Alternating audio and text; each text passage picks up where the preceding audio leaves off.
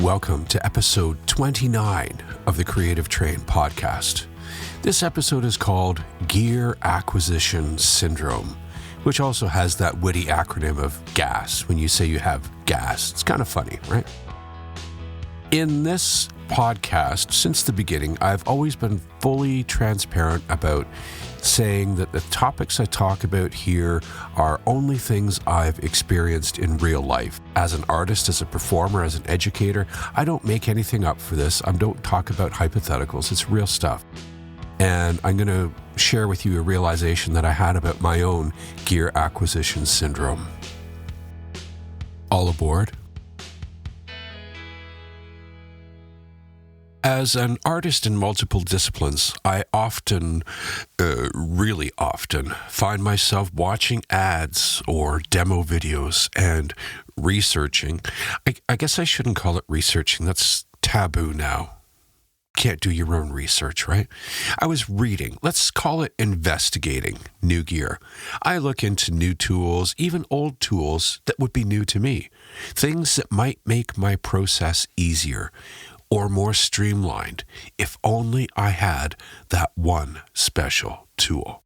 As a musician, this can get really expensive really quickly. But thankfully, I've had the great fortune of running into some really excellent deals and offers in my lifetime, and I've not had to have too many large price tag purchases. I work really hard to understand my gear that I do have, my tools, and how to get the most out of each one of them. I'm a total foodie too. And that's seen me establish a collection of over 30 chef's quality knives in my kitchen, all of which are on display and held by magnetic strips along the back wall of my main work surface. And yes, I use them all. And yes, they are all very sharp. However, does anyone really need that many knives? I mean, really, a couple of various sizes and blade styles technically should be enough in skilled hands. But it's the adventurous foodie in me that's drawn to the new and shiny things, those things which can offer a new perspective on a familiar tool without the need for a major investment. These past few weeks, I've brought myself to the understanding that I do, indeed, have too many, and I've decided to do a purge of sorts. And I'll give to my friends, whoever might want one, or donate the ones that I'm choosing to purge, because I'm feeling the need to slim things down in my life. One thing that really enforced this wave of motivation I've been feeling coming for a while now was watching a social media reel from one of my new favorite celebrity chefs, Olivia Tideman, I believe that's how you pronounce her name, in which she said, no, I'll paraphrase. She says, if you have something in your kitchen that only does one thing, get rid of it. And I'll assume she wasn't referring to something like a can opener, which seems a pretty singularly useful tool, but rather if you have multiple things which only do one task, like having 4 can openers. Get it? And of course, I thought it was funny, obviously well-informed, and of course could never apply to me, like ever. But after another view of the reel, I was pretty sure she was talking directly to me. And that sentiment started to take root and grow, and finally made me admit that I had gear acquisition syndrome all over again. But I was hiding it beneath the veil of being productive and creative in the kitchen for my meal preparations. We musicians always will laugh about having G.A.S or gear acquisition syndrome. We all understand it, and we have all fallen victim to the syndrome. It's when you start to feel that you really have enough guitars, microphones, drums, and then you see something. It sees you. You look again. It gives you a little wink. And you start arranging your budget around how to acquire this new thing. Now, here's a heavy idea for you.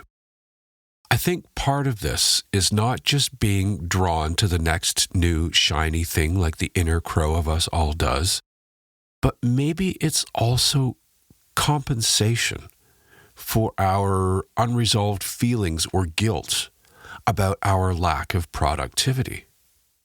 That meaning, if I were to surround myself with more and more things, then the outward perception of me as an artist or a cook or a musician or whatever would be somewhat greater in another person's eyes because, well, look at all my stuff. But who are we trying to project that image on? Did someone say to us that they wish we had more things to make our creative output seem more legitimate? Did somebody lead you to believe that your products are not up to their standards because you lack a certain tool that made that thing? Probably not. So to whom are we trying to justify these excessive purchases and collections of things?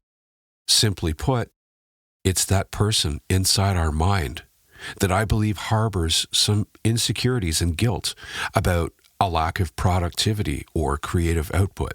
More guitars will not make me a better player. More knives will not make anything I cook taste any better. It just means that I have more things to maintain, more things to keep clean, more things to keep sharp, more things to keep usable by my own standards. In other words, say if I have 20 guitars and they all need new strings, that starts to get pretty costly. And if I have multiples of anything that require my time, energy, and money to keep them functional and in proper condition, and these things have a broad overlap or duplication of purposes, then I have too much stuff. That said, whenever I come across something that's new to me and does enhance my processes, that is not only unique and purposeful, but also affordable, I'll probably buy a few of them just in case the first one breaks or I need to set up a workstation away from home, like if I'm teaching a course or running lessons from another studio for some time. So we'll switch gears here. I was married to a hoarder of colossal proportions for over 20 years. And in that same time, I was also in a working relationship with another such hoarder.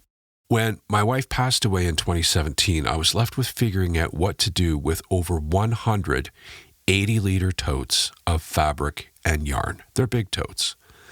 Literally, each tote of fabric was heavy enough that it started to crumple under its own weight when I had to move them around. And I did this for more than 20 years, moving, sorting, taking from, adding to, cataloging, moving, and sorting again. All the while, new fabrics and yarns were being brought home on a regular basis, put into more totes, and stashed away, likely to never see the light of day again. Fast forward, one fine autumn day in 2020, we put up signs and posted on social media about a crafter's yard sale, and I brought every one of those totes outside to the driveway. They were lined up in 3 single-file rows down almost the entire length of our 100-foot-long driveway, and folks came from far and wide to get the bargains of their lives on these things. We ran the sale for 2 consecutive weekends. And after we kept what we wanted, I think we were left with 4, 5, or 6 totes of really wonderful fabrics and some very useful yarns, which all have a purpose and a plan for them. My collections of things aren't in anybody's way. Guitars are all in one room on proper hangers, and knives aren't clogging up drawers or countertops. My stuff isn't in anyone's way, except my own. When I started to formulate the notes for this podcast, I didn't see these collections of stuff as anything but something humorous. But as I was writing, I started to understand that there's a deeper, not so comfortable truth to come to acknowledge. We all know that feeling of when we haven't been productive or creative and we need a little kick in the butt to get us going again. What do you usually do? Some retail therapy, perhaps? Oh yeah, that shiny new thing will inspire me. And for a brief period of time, we do more. We write more, we draw more, we cut more, and record more. Then the inevitable lull comes again, and we start looking outside of ourselves for inspiration again. For me, it may come in the form of a new microphone, a new power tool, or often a new guitar will usually grab my attention. maybe I won't put those things to immediate use, but eventually when I do, I'm appreciative of that new thing and grateful that my wife understands these things about me and I can find ways to afford them. But if I have to rely on acquiring something new to inspire me whenever I feel the need for fresh motivation, that's not really doing myself or my art any real service. I, as an artist, feel that part of my personal artistic mandate should be to be able to bring things out of my imagination and make them real with the tools and materials I already have. And believe me, I have enough of both. So where does that leave me now after this big personal realization about why I and so many others suffer with G.A.S, gear acquisition syndrome, as part of our daily lives? Where does that leave us? I suppose I could turn my gaze away from the chef's knife ads that flood my social media. I could stop watching reviews of new studio microphones.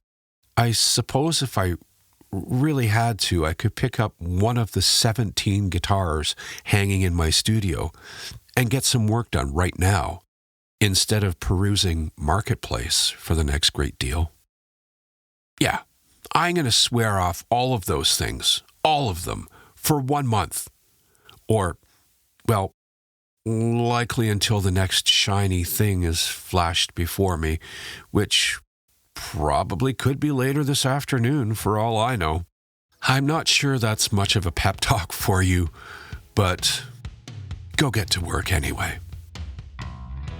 So a takeaway from this talk about gear acquisition syndrome could be if you were to imagine yourself only able to take the tools that you could carry easily on your person and set up a new studio, set up a new workspace with them. What ones would you take? Which ones are really essential to you? Which ones can you not work without? And if you look at all the things that you can and should probably leave behind, you'll find yourself a little bit less cluttered, a little less worried about acquiring new things, and more focused on using what you have already.